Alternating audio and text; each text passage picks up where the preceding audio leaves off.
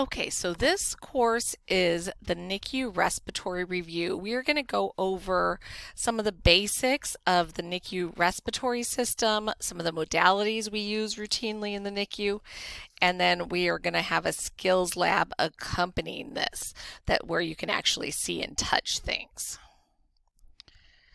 So let me just go on.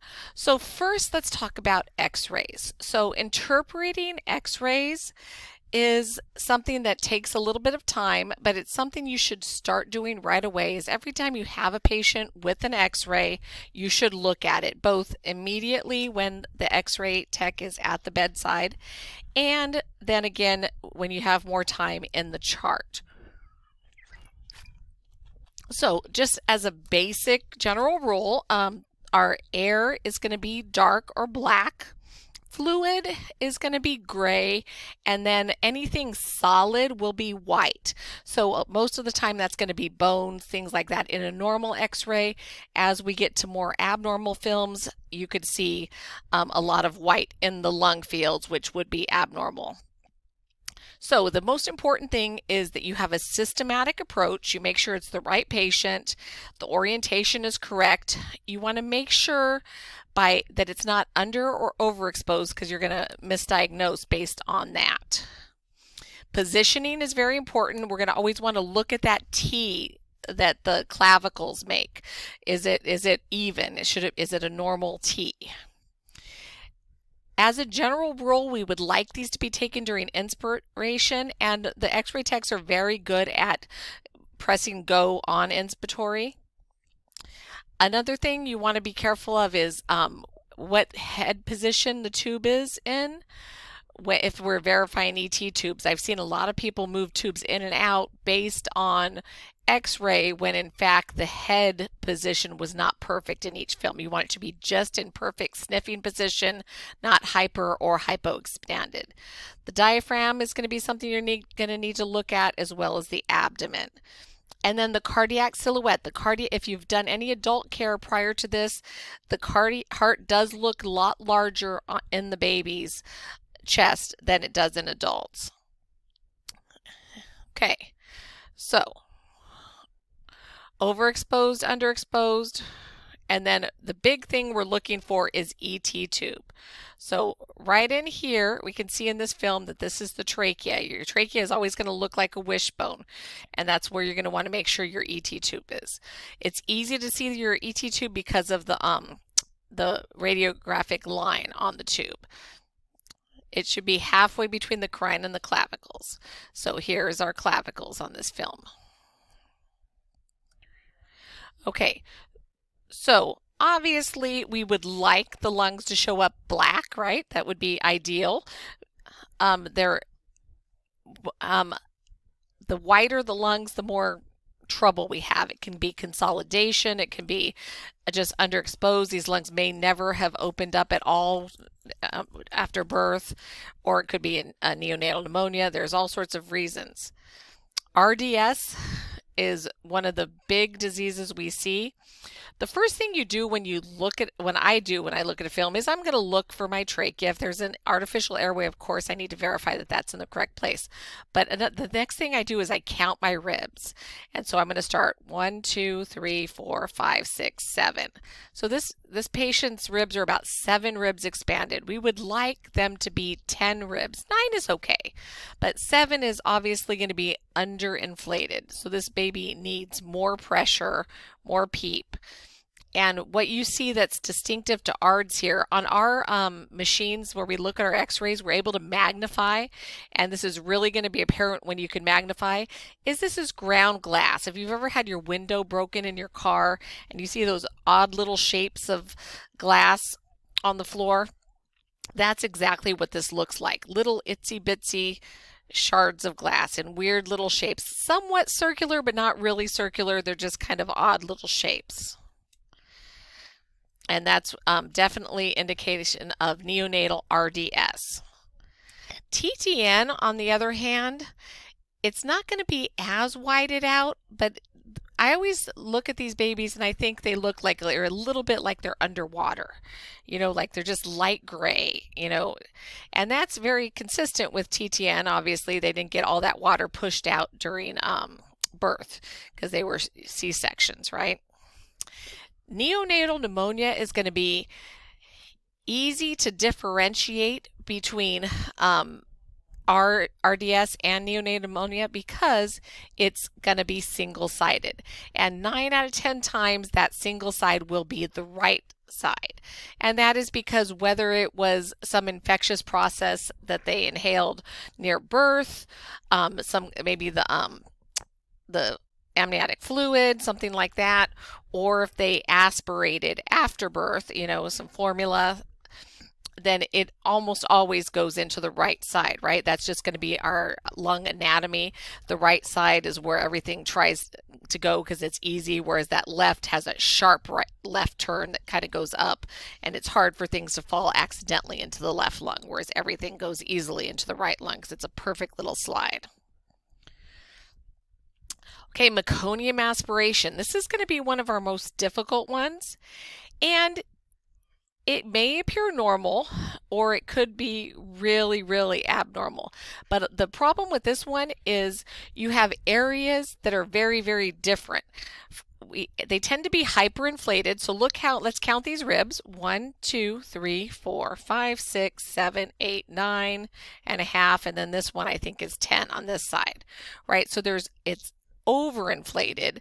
But notice what's going on here. There's a lot of infiltrates or whiteness up in the upper lobes, and it's almost too black in the lower lobes. That's because the air is trapped in there, because the air can get in through the swollen airways. When you think about meconium, it's very, very acidic. It's almost like a chemical burn. If you can imagine what would happen if you inhaled a chemical.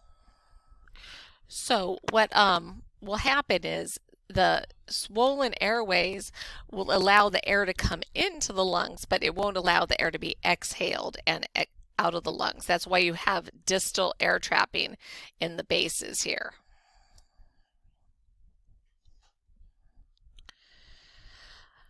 Pneumothorax is going to be one of our easier diagnoses. However, you really don't want to wait for the x-ray because x-rays take a little while to get there. So if you suspect something happens immediately, our acute diagnosis is usually through transillumination. Now, a big term baby, you're not going to be able to get that light to shine through the chest.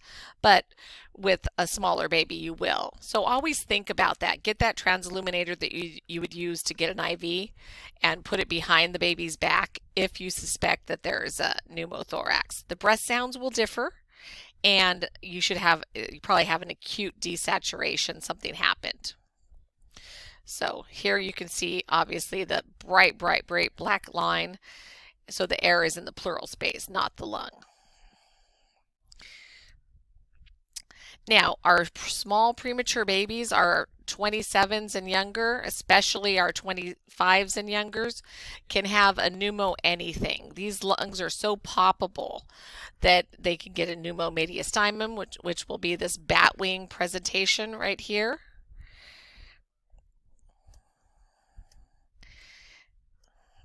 PIE is something that a lot of our little micro preemies have as well. And if you notice what this is, you can see the circles. They're really, really like grapes developing. And what that is blebs. The lungs, the individual alveoli are overstretching and they're breaking and they're becoming like areas of overinflation. And so it's like almost becoming like parts of the lungs are destroyed and they're like little circles on the edge of them, little like grape-like areas that are blebs. And this areas are, once they break open like that, the individual alveoli, they're destroyed. They can't be used for gas exchange because the capillary beds are destroyed and they're not really attached to the airways anymore the way they should be. So it's just destroying lung tissue. So this lung tissue is just no good to anybody anymore, the parts that have those big circles. It's very difficult to ventilate these babies. These babies need to be on the jet or the oscillator. Here's another big pneumo. Here's another meconium. Diaphragmatic hernia, this is an interesting one. Look at all that intestine that's up into the lungs there. Here's another RDS picture, and it just looks white. You know, these lungs are just trash. There's just not very much expansion, and they're just white, white, white. So even if you're not used to looking at them, if you see all white lungs, you pretty much suspect RDS. If you see only one white lung, you would suspect a neonatal pneumonia, right? So there's certain characteristics that go with each disease. All right, let's talk about some of our respiratory modalities and how they help our patients, okay? So here's our heated high flow nasal cannula. Most of the time now we'll use a vapotherm, although sometimes we will use just a regular heated high flow. And what this is going to do is it's going to generate some interthoracic pressure. It's going to stimulate late breathing because some of our kids forget to breathe, right? That's why we give caffeine. And then it's also for work of breathing. So your flow is always for work of breathing. So these kids will get right down to 21%, most of them right away. So just because they don't need oxygen doesn't mean they don't need flow. The flow decreases work of breathing. That's exactly what it's for. This is really going to be good for those transient patients, TTN, maybe even some infectious processes, maybe even some that are just, not quite breathing adequately or forgetting to breathe, right? The vapotherm is not on here, but we'll talk about it briefly. The vapotherm is actually a high velocity device. The vapotherm will do more than the traditional high flow cannulas. It will actually reduce CO2. It will also continue to reduce work of breathing, and it will just maintain that interthoracic pressure as well. But it does it a little better than the high flow nasal cannulas. And it's 100% body humidity, which is really nice for these babies. It's actually going to make sure that their airways are properly humidified. So if they're needing any kind of long-term support, we'd rather have them on the vapotherm than the high flow nasal cannula. Okay, CPAP. Bubble CPAP is going to be our choice in the NICU, and it's going to be usually our premature infants. Our team likes to keep them on till about 32 weeks, and that's really going to make sure that they maintain their FRC, and the studies have proven that that's going to indicative of better outcomes, better long-term outcomes for growth and lungs. And sometimes we'll just have these for like our TTNs and our things like that. Our big guys that just don't want to breathe, and we have those giant kids that are just kind of not breathing. Either they got some MAG or they're DM moms, something like that. They're just not really wanting to breathe. Vapotherm is going to be a little bit better tolerated by those big guys because they're going to fight tooth and nail to get this off, and they might just win. So a lot of things that we'll do is if we're going to surf just for ward off evil spirits, not because the kid's not necessarily needing intubation, or they're just we can't quite get the FiO2 below 40% at like 6 hours, 4 hours, something like that, then we might just go ahead and surf. And a lot of times we'll just have them on CPAP, surf, and then extubate them right back to CPAP. We're not going to necessarily leave them intubated, especially if they were a borderline mild case of needing surfactant, just to kind of get through this. All right, non-invasive ventilation. It's a whole different animal. So basically when we're doing non-invasive ventilation, we are setting the ventilator up just like we would if this patient had an ET tube for the most part. and ventilating them through the nasal CPAP kind of device, the interfaces, the mask or prongs. And our respiratory rate, we're going to set that kind of like as a minimum respiratory rate. We're going to have like 15 to or 20 over 5 to 6 usually. You know, we might go down to 4 in rare cases. We might go up to 7, even 8 in some cases, especially on our bigger kids. And our FiO2s, obviously, we're just going to keep our SATs where they need to be. But a lot of times here, the significance here is the kid is refusing to breathe, or they keep having symptomatic events, you know, where they're going apneic and having bradycardias, and so we need to put them on a rate. Or they might be super hypercarbic. Their CO2 might just be kind of through the roof, and we're not ready to intubate them because they're not necessarily, you know, looking like they're struggling, you know, but their CO2s are high. So in this way, we can blow off their CO2, we can oxygenate, we can remind them to breathe. So those are kind of our reasons for doing NIPPV, sorry. Now, invasive ventilation. So our indications for invasive ventilation are going to be, A, this kid would not start breathing in the delivery room, right? Or it may be a small sick baby that we need to intubate, surf, and probably keep on. You know, we would only extubate if these kids are able to like maintain themselves breathing spontaneously. So it's going to be disease specific, our indication for intubation, right?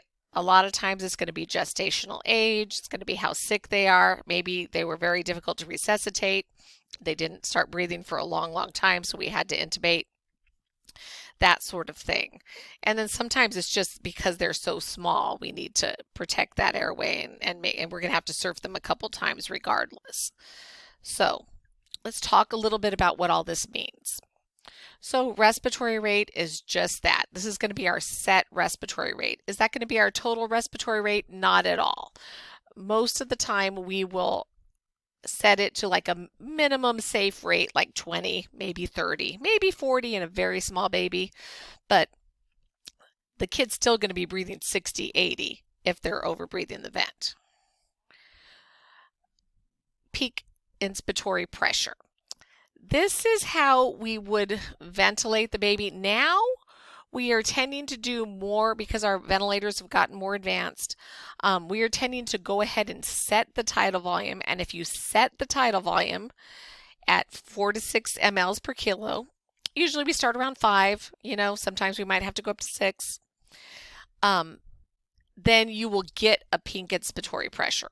You cannot control your peak pressure if you're setting your tidal volume. If you set your peak inspiratory pressure, you cannot control your tidal volume. One or the other is always going to be variable. Okay? So if we are setting this baby on pressure regulated volume control, which is what we usually do, that ventilator is going to vary the pressure in order to get that tidal volume. And then we will be able to read what that peak inspiratory pressure is. Let's take a moment to talk about what normal peak inspiratory pressure is. Technically, in the low 20s should ventilate every patient. If they are taking peak inspiratory pressures of 25, 26, 28, 30, then those lungs are sick. There is something going on with those lungs. It could be a lot of secretions. It could be RDS, you know, they're very stiff, non-compliant, non-stretchable lungs. There's all sorts of things that it could be. But it's always a good idea, especially if you're on PRVC, to just take a look at what your peak inspiratory pressure is, because that tells you how your lungs are. Are your lungs healthy-ish? So if we had a patient on PRVC with 5 mLs per kilo tidal volume and my peak pressures are in the 30s, that patient's not ready to be weaned. That patient's not ready to be extubated. That patient's lungs are telling me that they're sick. FiO2, like with anything else, we're going to try to wean that as quickly as possible. PEEP, it's going to be, whatever it takes to keep that patient's lungs open. 5 is going to be our minimum. 7 or 8 would probably be our maximum, and 8 probably only on a bigger baby. Our not our FiO2, I'm sorry, our I time. I time is basically like a shoe size. 0.25 would be the very smallest babies that we would ever see. 0.3, a little bit smaller. 0.35 is going to be most of our preemies. 26, 27, 28 weeks, 32 weeks. 0.4 going to be closer to term. 0.5 would be the highest we would go in the NICU, and that would be on either NIPBV or like on a very, very big term baby. Okay, so let's do some exercises. So if we were going to have an 821 gram infant and we were going to do 5 mLs per kilo, what kind of tidal volumes are we looking at? And then you would just have to do your math.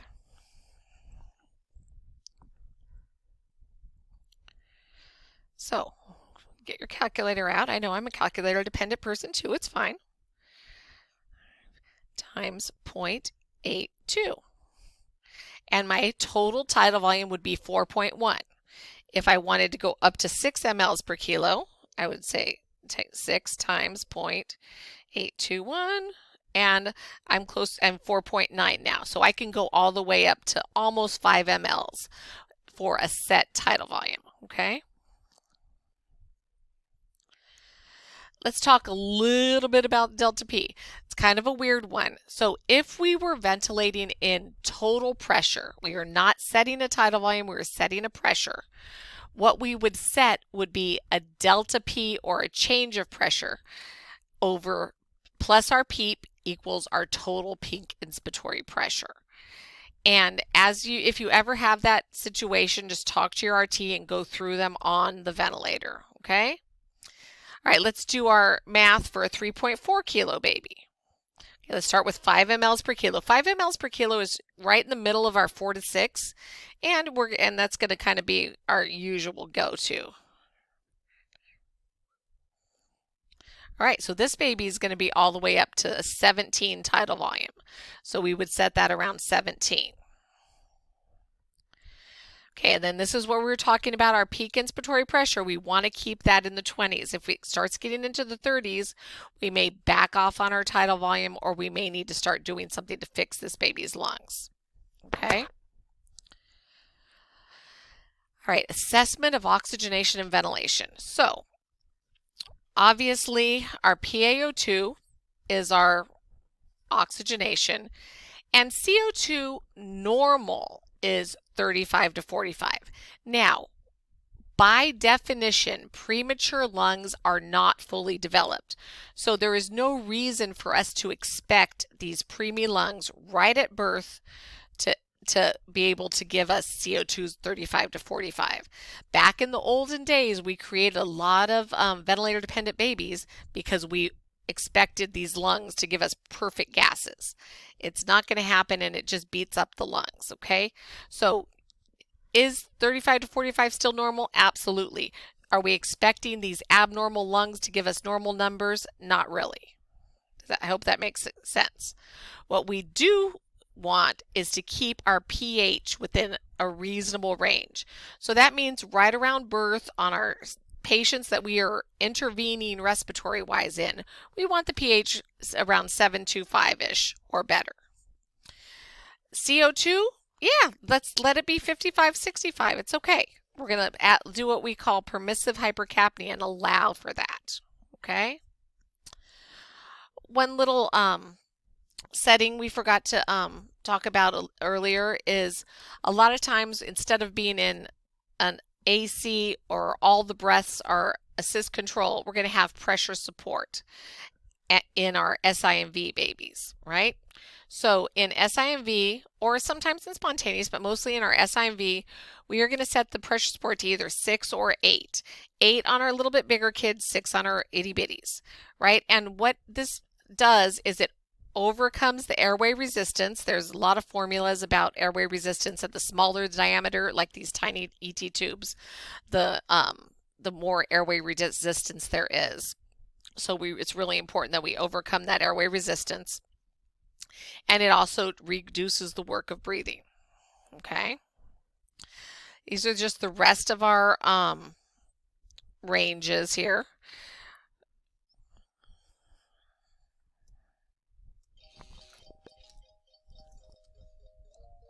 Sorry.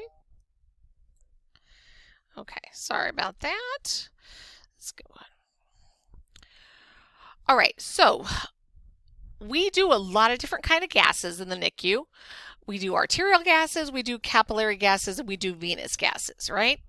So arterial is going to be very much our best judgment. It's going to be the most accurate on all parameters, and we are going to try to, especially with our smaller babies, use a TCOM to minimize our blood draws. And then what we are going to do is we are going to correlate that transcutaneous CO2 monitor to our arterial blood gas. Okay, so we are going to do that. We're going to correlate that, and then hopefully have less draws. Now, a lot of times in the NICU, we will do capillary gases instead of arterial gases, just because the bang for the buck, the risk to benefit is not quite there with getting an arterial gas on all of these babies when we could do a capillary gas, which is a lot safer and not going to destroy any vessels for sure, right?